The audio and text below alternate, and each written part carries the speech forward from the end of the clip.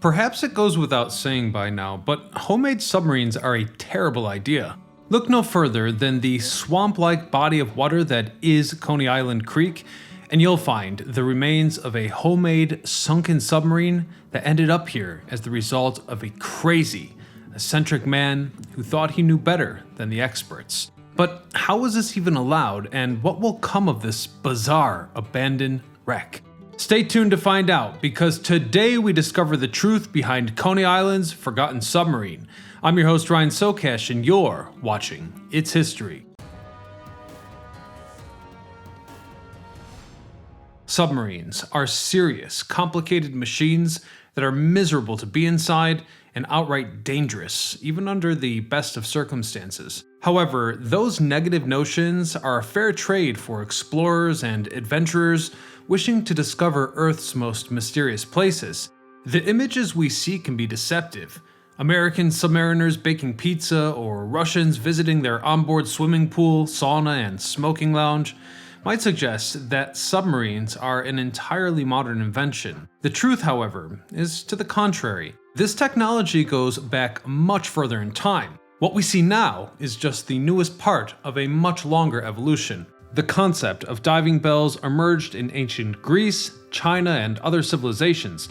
These were the first primitive structures that allowed people to stay submerged while exploring underwater. One notable example is Aristotle's mention of a submerged diving bell-like device in the 4th century BCE. During the 16th and 17th centuries, inventors began designing early submarine prototypes. In 1578, an English mathematician, William Bourne, proposed a submarine using a wood and leather structure. In the early 17th century, Dutch inventor Cornelius Drebbel built several working submarines using oars for propulsion and a system of bladder-based buoyancy for submerging and servicing.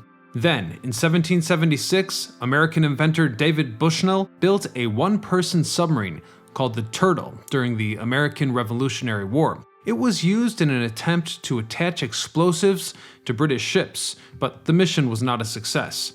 During the American Civil War, the Confederate submarine H.L. Hunley made history as the first combat submarine to sink an enemy warship. However, it also suffered accidents, including 2 sinkings that resulted in the loss of crew. And then finally, in the late 19th century, several inventors made significant contributions to submarine technology. Notable figures from several countries put forth their designs and laid the foundation for the development of modern submarines. The World Wars brought significant advancements in submarine technology when submarines became important naval assets, capable of launching torpedoes and conducting underwater warfare. The introduction of diesel-electric engines, periscopes, and improved hull designs greatly enhanced their capabilities. But the game changed entirely with the onset of nuclear-powered submarines. The USS Nautilus launched in 1954 and became the world's first nuclear-powered submarine. Nuclear submarines offered extended range, endurance, and the ability to stay submerged for long periods. But on the sidelines of these official advancements were also everyday people who had chased dreams of submarining on their own terms. They had a sense of appreciation for the technology, and they had ambition, but critically, they lacked the know-how and the humility to know when to back down. The driving force of these amateur engineers ranged, but in the case of the sunken submarine in Coney Island Creek, it was all about salvaging 6 German U-boats.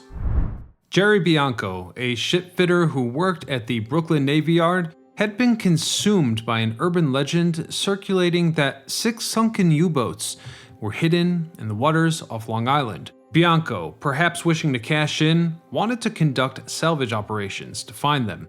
But the dream didn't stop there. After finding the U-boats, he wanted to search for and rise the Andrea Doria, an Italian ocean liner that had sunk near Nantucket when it collided with the Stockholm. He valued the scrap metal that the ship would provide at around $6 million, but he needed a submarine to find it. So Jerry attracted a few investors, and in 1966, the building process began.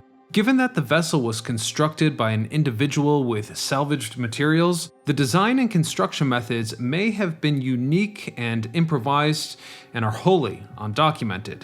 What we do know is that Questor 1 was 45 feet long and made out of random salvaged metals, and that the submarine's launch was a complete disaster. Jerry recalled this incident in a Brooklyn local article from 1994. At the time, he was already 74 years old. He recalled, "What happened was the crane operators said that they couldn't pick up anything heavier than 75 tons. I got 4 hydraulic jacks with scales on them and weighed the sub, which was 83 tons. The shipfitter needed to improvise, so he removed approximately 8 tons of ballast from one side of the sub. His daughter broke a bottle of champagne across the bow, and the sub was hoisted into the air, then lowered into the water. And here is where things really went wrong." Jerry recalled, quote, "I told the guy, don't put the sub all the way in. We want to put the ballast back. But the crane operator didn't listen, and she just turned right over in the water." Jerry would later find out that the crane could have held 100 tons. And I should point out, perhaps adding insult to injury, he had invited the entire New York media to witness the launch of his so-called Yellow Submarine. And the headlines that followed made Jerry a laughingstock to the world. Throughout the years, Jerry tried to recover his vessel but was unable to raise sufficient funds for the effort. However, one source does claim that the sub was eventually unstuck and sailed up and down the bay before sinking at its mooring. Either way, it was a lost cause, and with time, the sub's most valuable parts were stolen. As a result, Questor 1 sits abandoned on the muddy banks of Coney Island Creek from now until eternity. In fairness to the designer, images of the sub from the 1960s do it far more justice than the rusted hull we see peering out from the water during low tide. Time has taken its toll, corrosion has set in. For comparison, let's turn no further than the adjacent shipwrecks that had much more to them when you turn back the satellite images to just 2004. Fast forward to modern day, and they look like abandoned pilings from a pier or something. They say hindsight is 20/20, so it's safe to consider that knowing what we know now about homemade submarines with all the recent headlines, it might very well be a miracle that the crane operator caused the Questor 1 to sink without a soul on board.